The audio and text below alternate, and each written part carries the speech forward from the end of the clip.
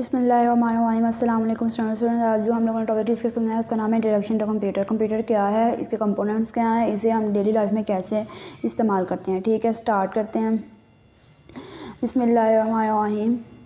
Computer क्या है, what is computer. Computer क्या है, कंप्यूटर एक प्रोग्रामेबल इलेक्ट्रॉनिक डिवाइस है जिसे जो वर्क करता है विद इंफॉर्मेशन के साथ वर्क करता है। एज अ रिज़ल्ट हमें क्या देता है, डाटा और इन्फॉर्मेशन देता है। ठीक है, कंप्यूटर एक ऐसी डिवाइस है जो इलेक्ट्रॉनिक डिवाइस है, बिजली से चलती है, वर्क करती है इन्फॉर्मेशन के साथ और एज अ रिज़ल्ट हमें क्या देती है, डाटा एंड इन्फॉर्मेशन। नेक्स्ट हम लोग देखते हैं द टर्म कंप्यूटर लाइथन वर्ड है इसका और इसका मीनिंग है कैलकुलेटर और प्रोग्रामेबल मशीन। और ये रेफर किसको करता है, सेंट्रल प्रोसेसिंग यूनिट और इंटरनल मेमोरी को। आगे आ जाता है कि डाटा और इन्फॉर्मेशन किस सूरत में हमें कंप्यूटर में डिस्प्ले करनी चाहिए।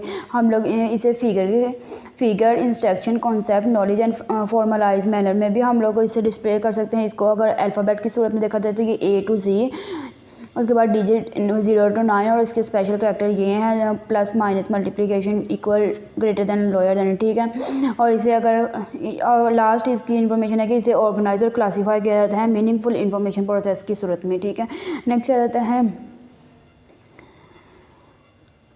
आ जाता है फॉर डाटा।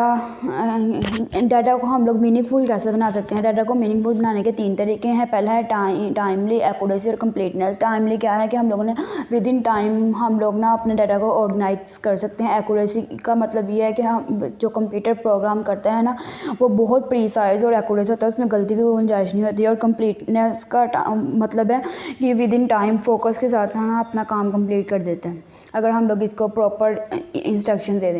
उसके बाद आता है इन्फॉर्मेशन साइकिल। इन्फॉर्मेशन साइकिल में 2 चीज़ें आ जाती हैं। पहले तो इन्फॉर्मेशन साइकिल क्या है, इन्फॉर्मेशन साइकिल में इंक्लूड क्या होता है, इनपुट होता है, स्टोरेज डिवाइस होती है, आउटपुट होता है, उसके बाद method of converting raw material, उसके बाद useful data using information.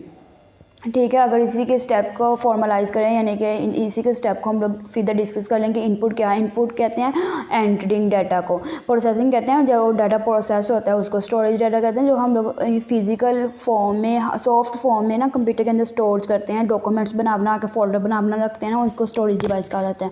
Output कहते हैं एज अ रिजल्ट जो हमें ऑब्टेन होता है डाटा इंफॉर्मेशन, उसे हम लोग कंप्यूटर की आउटपुट रिजल्ट कहते हैं। इसी की तरह हम लोग इसके कंपोनेंट को डिस्कस करते हैं। कंप्यूटर के 5 कंपोनेंट हैं, input device, output device, system unit, storage device and communication device.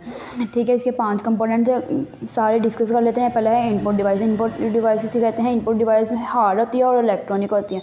हाँ, इनपुट डिवाइस के आगे 3 जनरल टाइप्स हैं, उसमें 3 चीज़ें आती हैं, कीबोर्ड आता है, पॉइंटिंग डिवाइस और सोर्स एंटरिंग डिवाइस। ठीक है, 3 चीज़ें आती हैं।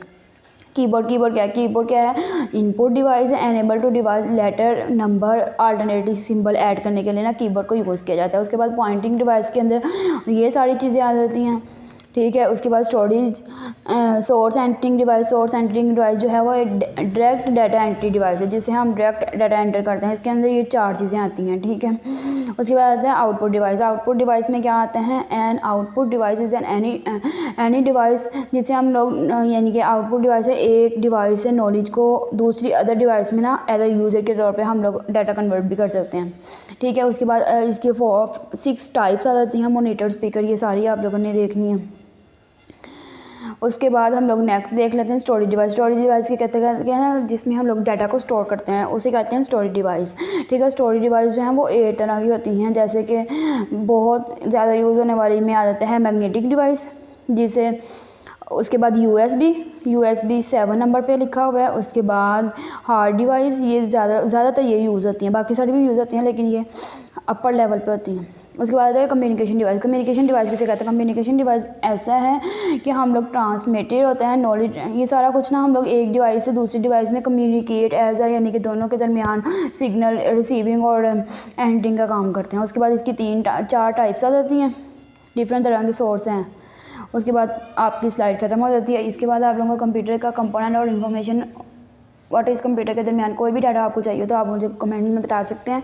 इसके अलावा आप लोगों को अदर बच्चों स्टूडेंट्स आपको कंप्यूटर के रिलेटेड कोई भी लेक्चर चाहिए आप लोगों को मुझे बताएं, मैं आप लोगों को बहुत अच्छी वीडियो प्रोवाइड करूँगी।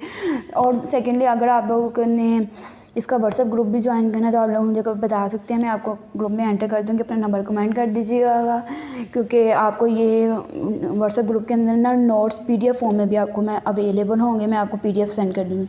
अगर किसी को PDF फॉर्म में नहीं चाहिए तो वो जैसे ही मैंने स्क्रीन शेयर किया ना, वो साथ के साथ स्क्रीनशॉट लेके ना तो वो भी अपने नोट्स प्रिपेयर कर सकते हैं। ठीक है, अल्लाह हाफ़िज़। दुआओं में याद रखिएगा, चैनल को सब्सक्राइब करें, सपोर्ट करें अपनी बहुत सारी दुआओं में। अल्लाह निगहबान।